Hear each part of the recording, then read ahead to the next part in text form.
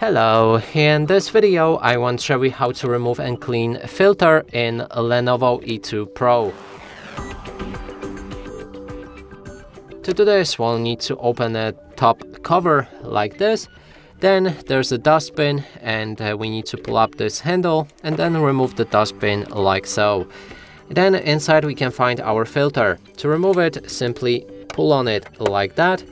And that way we just removed our filter. Now to clean it, I would put it under the running water. Make sure not to scrub it, because as you can see, this filter in this case it's badly damaged, because probably someone was rubbing it with a toothbrush or something.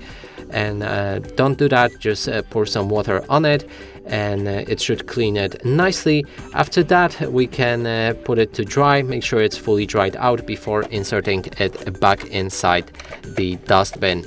And it should go in and slide from the right side to the left. Then we can again insert our dustbin. Okay, like that. Close the handle and we just cleaned our filter. And that's it for this video. Hope you like it. Please consider subscribing to our channel, leave a like and a comment below.